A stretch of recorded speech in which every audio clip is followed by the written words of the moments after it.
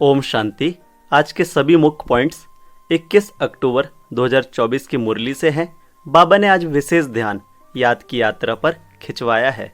बाबा ने कहा, मीठे बच्चे, सच्चे बाप के साथ सच्चे बनो, सच्चाई का चार्ट रखो, ज्ञान का अहंकार छोड़ याद में रहने का पूरा पुरुषार्थ करो। आज की मुरली से प्रश्न है, महावीर बच्चों की मुख्य निशानी क्या होगी? उत्तर सुनाया बाबा ने, महावीर बच्चे वह जिनकी बुद्धि में निरंतर बाप की याद हो। महावीर माना शक्तिमान। महावीर वह जिन्हें निरंतर खुशी हो, जो आत्म अभिमानी हो, जरा भी देह का अहंकार ना हो। ऐसे महावीर बच्चों की बुद्धि में रहता कि हम आत्मा है, बाबा हमें पढ़ा रहे हैं। आज की मुरली से पहला मुख्य पॉइंट है, रूहानी बाप रूहानी बच्चों से पूछते हैं, अपने को रूह या आत्मा समझ बैठे हो? क्योंकि बाप जानते हैं यह कुछ डिफिकल्ट है, इसमें ही मेहनत है। जो आत्म अभिमानी होकर बैठे हैं उनको ही महावीर कहा जाता है। अपने को आत्मा समझ बाप को याद करना उनको महावीर कहा जाता है। हमेशा अपने से पूछते रहो कि हम आत्म अभिमानी हैं। याद से ही महावीर बनते हैं, गोया सुप्रीम बनते हैं। और जो भी धर्म वाले आते हैं वह इतने सुप्रीम नहीं बनते हैं, वह तो आते भी देर से हैं। तुम नंबरवार सुप्रीम बनते हो। सुप्रीम अर्थात शक्तिमान व महावीर। आज की मुरली से दूसरा मुख्य पॉइंट है, ध्यान से सुनेंगे। बाबा ने कहा, अपना चार्ट देखना है। 24 घंटे में हम कितना समय अपने को आत्मा समझते हैं। अभी तुम बच्चे जानते हो हम ईश्वरीय सर्विस पर हैं, ऑन गॉडली सर्विस। यही सबको बताना है कि बाप सिर्फ कहते हैं मन मना भव, अर्थात अपने को आत्मा समझ मुझे याद करो। यह है तुम्हारी सर्विस। जितनी तुम सर्विस करेंगे उतना फल भी मिलेगा। यह बातें अच्छी रीति समझने की हैं। अच्छे अच्छे महारथी बच्चे भी इस बात को पूरा समझते नहीं हैं। इसमें बड़ी मेहनत है। मेहनत बगैर फल थोड़े ही मिल सकता है। बाबा देखते हैं, कोई चार्ट बनाकर भेज देते हैं, कोई से तो चार्ट लिखना पहुंचता ही नहीं है। ज्ञान का अहंकार है। कई बच्चे ज्ञान के अहंकार में चार्ट ही नहीं लिखते। याद में बैठने की मेहनत पहुंचती नहीं। बाप समझाते हैं, मूल बात है ही याद की। अपने पर नजर रखनी है कि हमारा चार्ट कैसा रहता है, वह नोट करना है। आज की मुरली से तीसरा मुख्य पॉइंट है, इसको ध्यान से समझेंगे। बाबा ने कहा, यहाँ जितना समय बैठते हो तो बीच बीच में अपने दिल से पूछो कि हम कितना समय याद में बैठे। यहाँ जब तक बैठते हो तो तुमको याद में ही रहना है, और चक्र फिराओ तो भी हर्जा नहीं। हमको बाबा के पास जरूर जाना है, पवित्र सतो प्रदान होकर जाना है। इस बात को अच्छी रीति समझना है। कई तो फट से भूल जाते हैं। सच्चा सच्चा चार्ट अपना बताते नहीं हैं। ऐसे बहुत महारथी हैं, सच तो कभी नहीं बताएंगे। आधा कल्प झूठ दुनिया चली है तो झूठ जैसे अंदर जम गया है।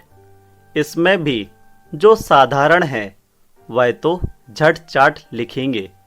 बाप कहते हैं, तुम पापों को भस्म कर पावन होंगे याद की यात्रा से। सिर्फ ज्ञान से तो पावन नहीं होंगे। बाकी फायदा क्या? पुकारते भी हो पावन बनने के लिए, उसके लिए चाहिए याद। आज की मुरली से चौथा मुख्य पॉइंट है, बाप कहते हैं, याद की यात्रा में न रहने कारण ही तुम्हारा कोई को तीर नहीं लगता है। ज्ञान तलवार में जौहर नहीं भरता है। ज्ञान तो सुनाते हैं, बाकी योग का तीर लग जाए वह बड़ा मुश्किल है। बाबा तो कहते हैं, पौने घंटे में 5 मिनट भी याद की यात्रा में नहीं बैठते होंगे। पौना घंटा अर्थात अमृत वेले के समय समझते ही नहीं हैं कि कैसे अपने को आत्मा समझ और बाप को याद करें। कई तो कहते हैं हम निरंतर याद में रहते हैं। बाबा कहते हैं यह अवस्था अभी हो नहीं सकती। अगर निरंतर याद करते फिर तो कर्मातीत अवस्था आ जाए, ज्ञान की पराकाष्ठा हो जाए। आज की मुरली से 5वां मुख्य पॉइंट है, याद की यात्रा से ही जन्म जन्मांतर के पाप कटेंगे। बाकी ज्ञान तो है कमाई। याद और पढ़ाई दोनों अलग चीज है। ज्ञान और विज्ञान, ज्ञान माना पढ़ाई, विज्ञान माना योग अथवा याद। किसको ऊंच रखेंगे, ज्ञान या फिर योग? याद की यात्रा बहुत बड़ी है, इसमें ही मेहनत है। स्वर्ग में तो सब जाएंगे। सतयुग है स्वर्ग, त्रेता है सेमी स्वर्ग। वहां तो इस पढ़ाई अनुसार जाकर विराजमान होंगे। बाकी मुख्य है योग की बात। प्रदर्शनी व म्यूजियम आदि में भी तुम ज्ञान समझाते हो, योग थोड़े ही समझा सकेंगे। सिर्फ इतना कहेंगे, अपने को आत्मा समझ, बाप को याद करो। बाकी ज्ञान तो बहुत देते हो। बाप कहते हैं पहले पहले बात ही यह बताओ कि अपने को आत्मा समझ, बाप को याद करो। इस ज्ञान देने के लिए ही, कौन सा ज्ञान? कि अपने को आत्मा समझ, बाप को याद करो। तुम इतने चित्र आदि बनाते हो, योग के लिए कोई चित्र की दरकार नहीं है। आज की मुरली से 6ठा मुख्य पॉइंट है, पतित पावन बाप है तो उनके साथ योग लगाना पड़े ना, परंतु कोई जानते नहीं है। बाप खुद आकर सिखलाते हैं। मनुष्य मनुष्य को कभी सिखला ना सके। बाप ही कहते हैं मुझे याद करो। इसको कहा जाता है परमात्मा का ज्ञान। परमात्मा ही ज्ञान का सागर है। यह बड़ी समझने की बातें हैं। सबको यही बोलो कि बेहद के बाप को याद करो। वह बाप नई दुनिया स्थापन करते हैं। वह समझते ही नहीं कि नई दुनिया स्थापन होनी है। जो भगवान को याद करें, ध्यान में भी नहीं है तो ख्याल करें ही क्यों। आज की मुरली से 7वां मुख्य पॉइंट है, बाबा ने कहा सारी दुनिया वानप्रस्थी है। जो भी मनुष्य मात्र देखते हो सब वानप्रस्थी हैं। सर्व का सदगति दाता एक ही सदगुरु है, सबको जाना ही है। जो अच्छी रीति पुरुषार्थ करते हैं वह अपना ऊंच पद पाते हैं। इसको कहा ही जाता है कयामत का समय। कयामत के अर्थ को भी वह लोग समझते नहीं हैं। तुम बच्चों में भी नंबरवार समझते हैं। बड़ी ऊंच मंजिल है, सबको समझना है। अभी हमको घर जाना है जरूर। आत्माओं को वाणी से परे जाना है, फिर पाठ रिपीट करेंगे। परंतु बाप को याद करते करते जाएंगे तो ऊंच पद पाएंगे। दैवी गुण भी धारण करने हैं। कोई गंदा काम, चोरी आदि नहीं करना चाहिए। आज की मुरली से 8वां मुख्य पॉइंट है, तुम पुण्य आत्मा बनेंगे ही योग से, ज्ञान से नहीं। आत्मा पवित्र चाहिए। शांति धाम में पवित्र आत्माएं ही जा सकती हैं। सब आत्माएं वहां रहती हैं, अभी आती रहती हैं। अब बाकी जो भी होंगी वह यहाँ आती रहेंगी। तुम बच्चों को याद की यात्रा में बहुत रहना है। यहाँ तुमको मदद अच्छी मिलेगी। एक दो का बल मिलता है ना।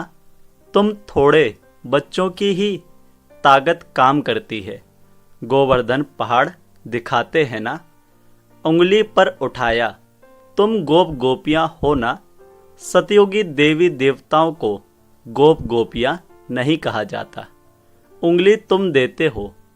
आयरन एज को गोल्डन एज व नर्क को स्वर्ग बनाने के लिए तुम एक बाप के साथ बुद्धि का योग लगाते हो। योग से ही पवित्र होना है। इन बातों को भूलना नहीं है। आज की मुरली से धारणा के लिए मुख्य सार है। पहला, अपने याद के चार्ट पर पूरी नजर रखनी है।